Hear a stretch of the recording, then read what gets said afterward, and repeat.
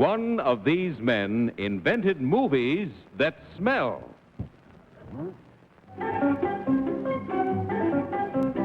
What is your name, please? My name is Chuck Weiss. What is your name, please? My name is Chuck Weiss. What is your name, please? My name is Chuck Weiss. Two of these people are imposters. Only one is the real Chuck Weiss, and is the only one sworn to tell the truth. Now, here is our host, Bud Collier.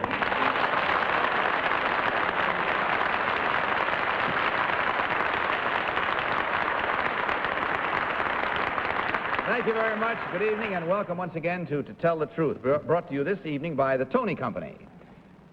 Tony and all its wonderful products have made it possible for every woman to find natural loveliness right in her own home.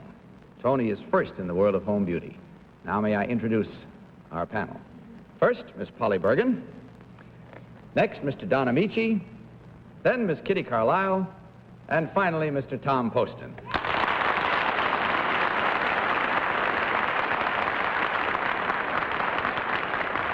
Now, panel, may I ask you to follow along with your copies of this affidavit as I read it to you.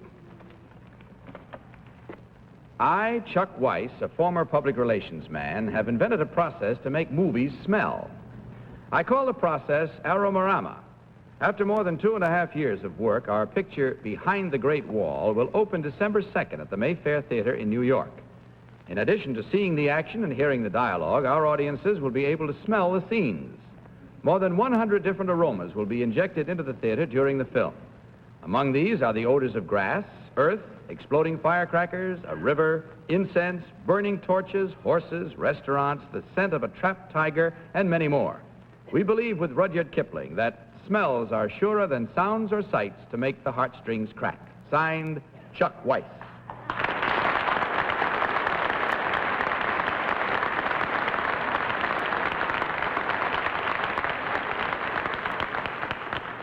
All right, panel, you've heard our first group this evening, each and every one claiming to be Chuck Weiss, inventor of Aromarama.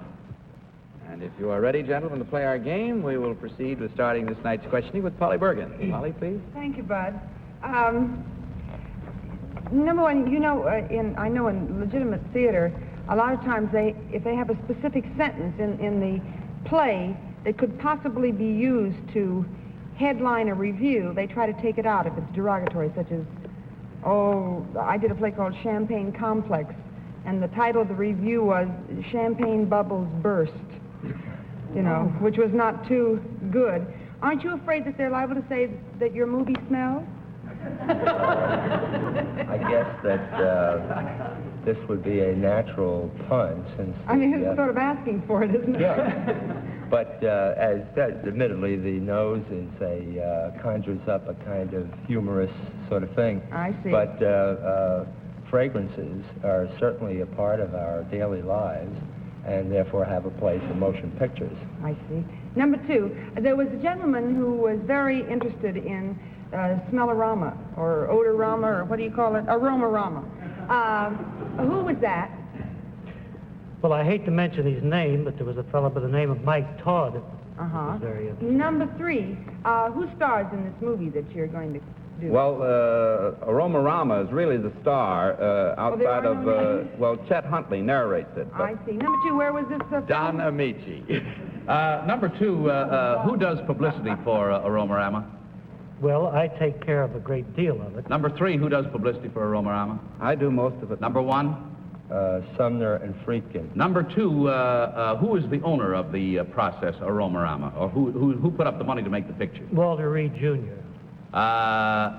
Number three, what percentage of the satisfaction of a steak would be attributed to smell of eating a steak?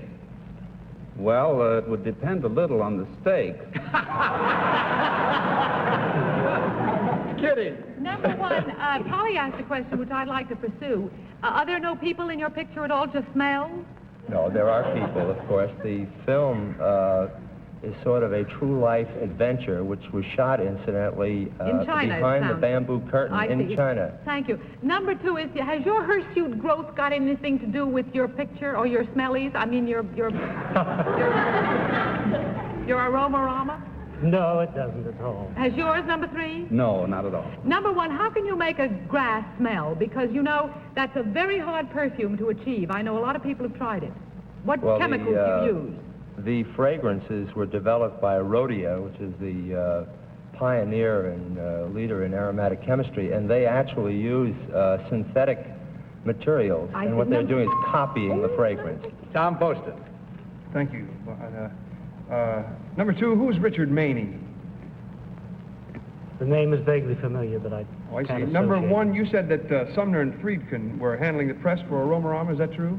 That's Or is right. that what you said? I thought that's what you right. said. Yeah. What is Sumner's first name? Do you know? Gabe, I believe.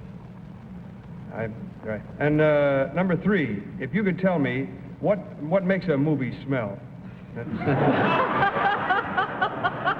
Well, What made that? let's leave it at that, shall we?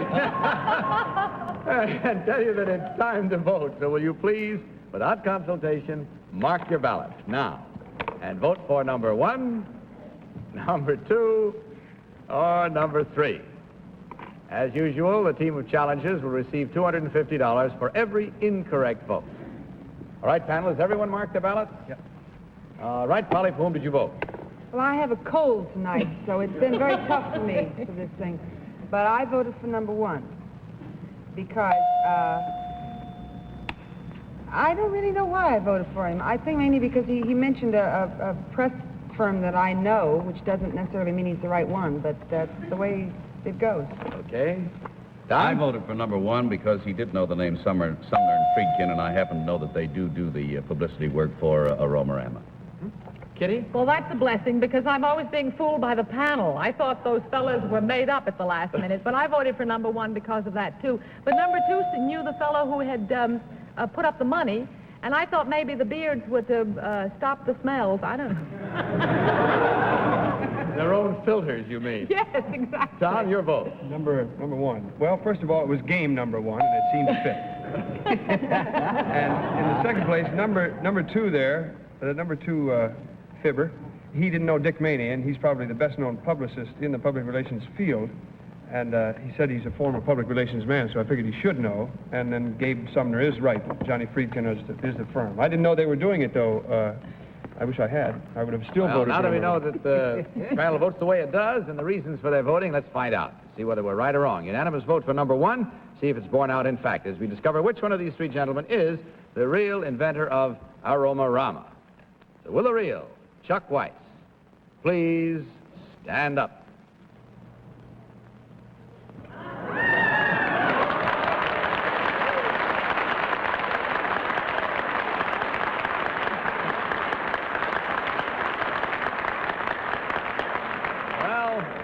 Panel, you can go to the head of the class. You really did a good job. That's the first time I believe that you ever started off the evening unanimously with a win, and you did. Of course, means a slight... Started off unanimously with losers. Yes, I know, but it's a little different. Okay, let's check the score and see. We don't have to. It's 100% for the one gentleman. That means, of course, that from the Tony Company, you receive $1,000. 4 incorrect votes at $250 each. And before you leave, you will find for your ladies a gift package of wonderful Tony products. And first, before we leave, you'll find out about the other 2 gentlemen and just exactly who they are. Number 2, would you tell us your real name and what you actually do, please? Yes, my name is Max Cubbin, and I'm with the Bible Department of Oxford University Press. Thank you, sir. And number 3, would you tell us your real name and what you do? My name is Bob Prescott, and I'm a sound effects artist with American Broadcasting Company.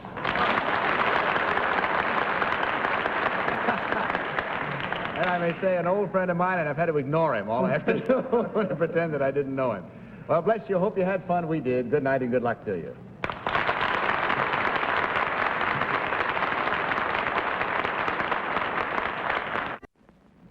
Well, this is not my night, panel. It may have been your night, but certainly not mine. You confused me so with that unanimous vote that I gave, I said they get $1,000, which of course they don't. They get $250 for every incorrect vote. There were no incorrect votes, so we give them a consolation of $150. You'd think after 3 years I'd know this, wouldn't you? Aren't you going to My apologies, gentlemen. I hope you haven't spent any of it yet. It's only $150. And now let's meet our next panel.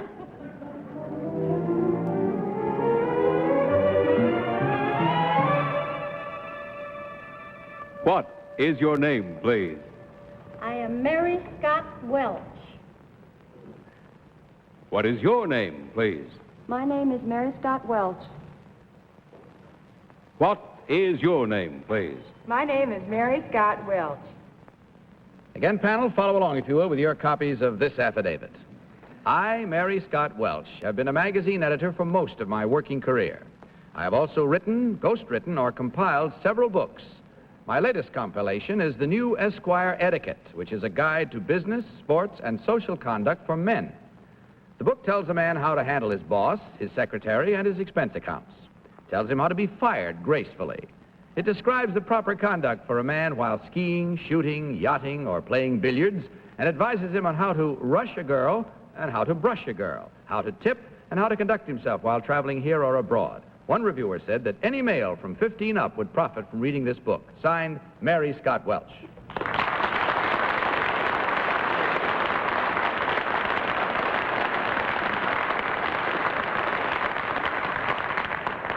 Three ladies claiming to be Mary Scott Welch, authority on men's etiquette. We'll start this cross-examination with Tom Poston. Tom? Thank you, Bud. Miss Welch? Mary Scott Welch? Well, doesn't matter. Miss Welch. Number one, do you know Bob, as a magazine editor, a former magazine editor, do you know Bob Taft? No, I do not. You number two? No.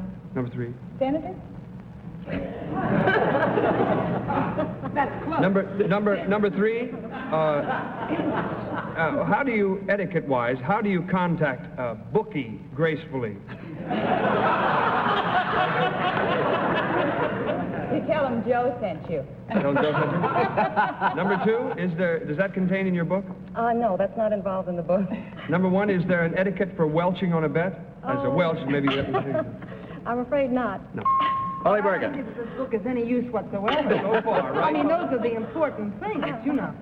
Number one, there's another book in the comedy vein that was written about men, a particular man in business and how he fought his way up and so on and so forth. Do you happen to know the name of that book? Highly successful. One that was published just recently. Oh, last year or so. No, I don't. Number two, would you know? Number three? How to succeed without really trying, that one? Thank you. Number two, what were you editor of? I was a fashion editor for Glamour magazine and a travel editor for Coronet. Don Ameche. Number one, who was former editor of Cosmopolitan magazine? John Hancock. Number two? I don't remember. Three? Herb Mays? Number one, what is the best tip on how to enjoy yourself in Europe? Number two? Adapt yourself to the customs of the locality. Number three? Kitty Carlisle. Take a lot of money. Number two, if you're shooting grouse in Scotland and you're in a butt, but you're not shooting. You're in the butt, but you're not shooting. What is the etiquette? So Number let somebody three? else shoot. What? Number three, what's the etiquette if you're in a butt and you're not shooting? I don't think we have butts in this book. Number one. No, it's quite positive. Number one, what is a nice way to brush off a girl? I didn't think there ever was a nice way. Just drag your feet. You I make see. the move. Number one, That's it. I'm sorry. It's time once again to vote without consultation once more. Will you mark your ballots?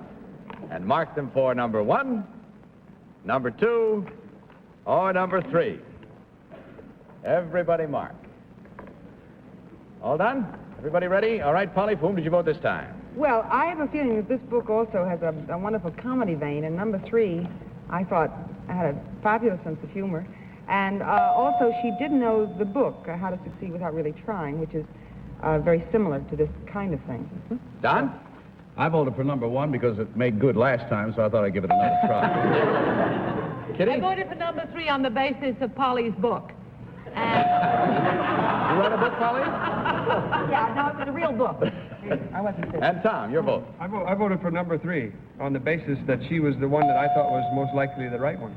Very good thought. There you have it once again, and see what the reckoning does to it as we discover which one of these three ladies is the real authority on men's etiquette. So will the real Mary Scott Welch please stand up?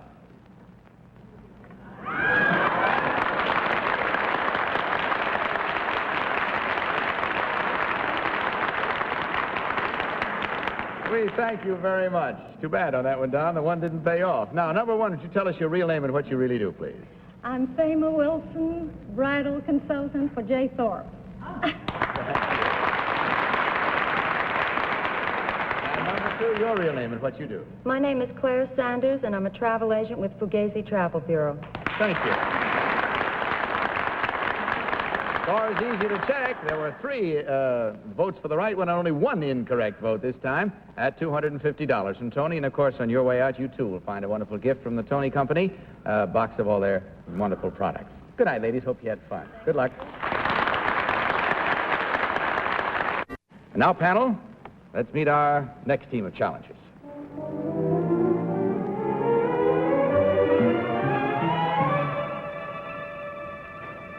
What is your name, please?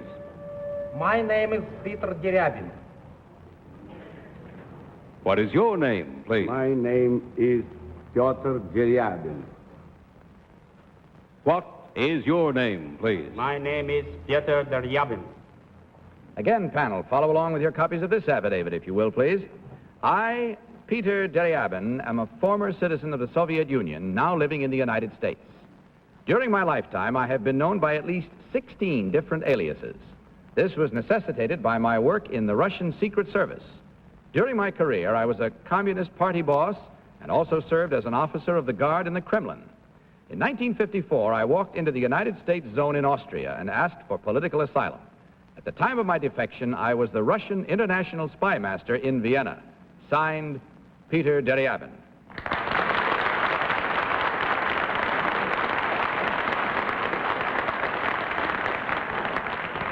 Now, this time, panel, we have 3 gentlemen all claiming to be Peter, Piotr, or Pieter Deriabin, former Russian Secret Service agent. You all comfortably settled, gentlemen? Let's begin our game, then, this time with Don Ameche. Don? Number one, what country are you a citizen of at present? I'm not citizen yet, any country. Number 2, what country are you a citizen of at present? This country. Number 3? I'm stateless. Stateless. Number 2, what were your duties as officer of the Guard in the Kremlin? My duties was, as officer of the Guard, to take charge and see that all the people who come in and go out are taken care in proper way. Number 1, who was the head of Russia before Khrushchev? Bulgarian was. And I'm afraid that's as far as I can go, Bud. All right. I'll ring the bell. Kitty? Number 1, can you name the church in the Red Square? What's the name of the church in Red Square opposite the Kremlin? San Basil Cathedral. Number 2, a German princess of Anhalt became a Tsarina. What was her name? Catherine the Great. Number 3, what is the capital of Outer Mongolia? Number 2, what is the capital of Outer Mongolia? Ula. Ula. Number 1, what is the capital of Siberia? There is no capital of Siberia. Number 3, the church in Red Square, what's the name of it? St. Basil's Cathedral.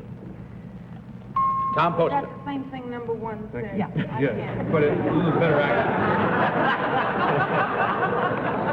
If I thought the accent was better, too. Mr. Deriabin, who is Zugashvili? Number 3, I'm sorry, number 3. I was looking right at him, but he didn't. He doesn't know his own name. Who is number 3? Who is Zugashvili? It was the Secret Service head after Zekov. Number 1, is that correct?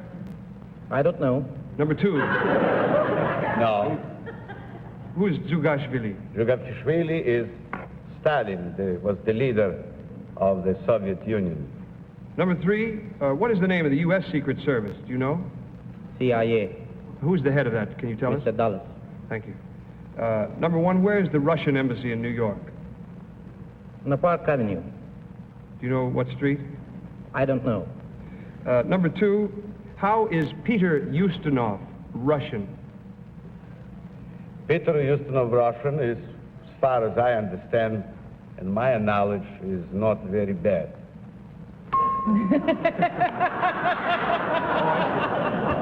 Polly?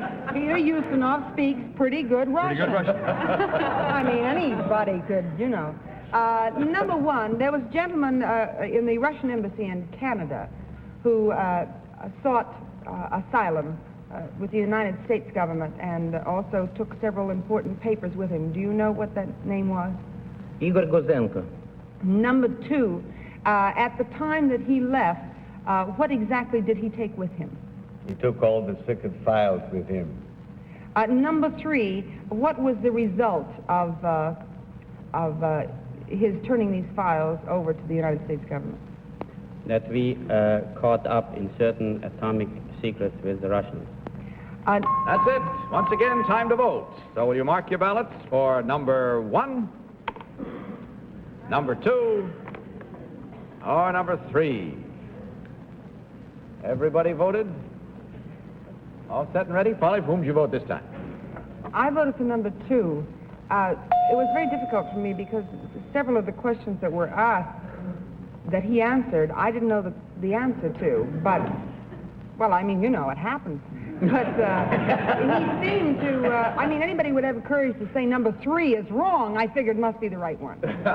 Okay, Don. Well, I voted for number 1 again. It won once, I'll try it again.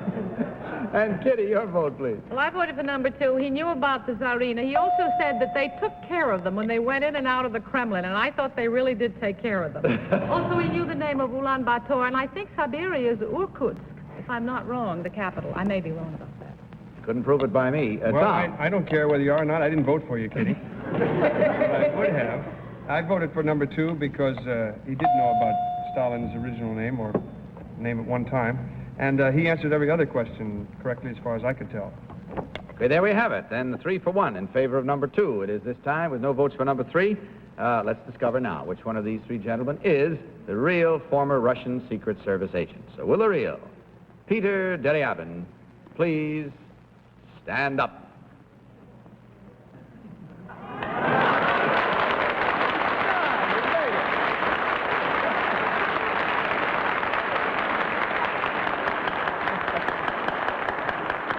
Thank you very much, sir. Number 2, you who garnered most of the votes, what is your real name and what do you do? My name is Alexis Antonov. I'm owner of the famous Two Guitars restaurant, Russian nightclub in New York City. Thank you, sir. And number 3, may we have your real name and what you do, please? My name is Robert Holme. I'm a Hungarian and a photographer. Thank you, sir. You may be interested to know that Mr. Deriabin, along with one Frank Gibney, has written a fascinating book on his experiences. It's called The Secret World, and it is just published by Doubleday, and I'm sure you'll enjoy it. Well, let's check on our scoring here. We find there were, this time, 1, 2, 3 incorrect votes at $250 each. So this time, the challenges had the better part of the value, and that means, of course, a total of $750 from Tony. Also, for each of your ladies, a gift package of all the wonderful Tony products. Hope you enjoyed being with us, gentlemen. Good night to you, happy spying, and good luck.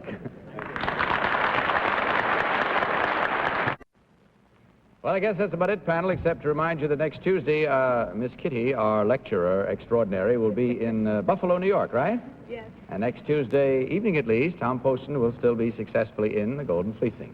Thank you. And I guess Don and Polly and I will just be wherever we are. We'll get together. And that's it for tonight, ladies and gentlemen. I hope you had fun with us. Another panel did.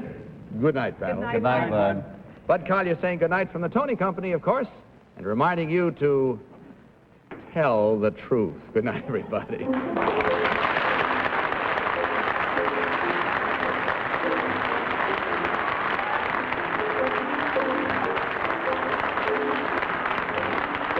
Tell the Truth is Mark Goodson, Bill Godwin production, in association with the CBS Television Network.